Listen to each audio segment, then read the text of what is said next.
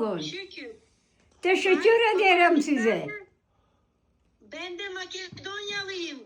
Benim annem Üsküp kızı. Allah razı olsun size. Annene selam söyle. Muhabbet et, muhabbet et. Anneciğim selam babaanneciğim. Annene çok selam söyle. Öp benim için. Sağ olasın babaanne. Sen de sağ ol. Allah razı olsun sana. Ben Metin'le oturuyorum. Metin bakıyor beni. He? Metin beni bakıyor. Metin Allah razı olsun ondan. Aa, sağ ol. Allah razı olsun size. Makedonca konuşun bakalım, konuşabiliyor musun? Babaanneciğim. Ha?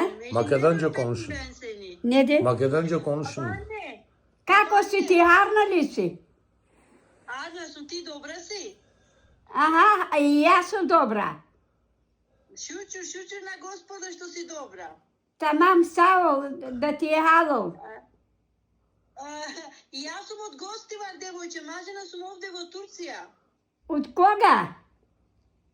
Ja sam od gostivar, majka mi je od Skopje. A, o Skopje, ti su od Turkije, tamam. Će došli u Turkije ili si se? Da, сега sam ovdje u Istanbul, sam u Çatalca. A, se u Istanbul si. Tamam. Da, babaanne. Ima se na ome, gleda se ti sama. Sama sam, ovi su decata, su mašmu. Tamam, da ti je halo, sağ ol. Öpüyorum seni çok öpüyorum.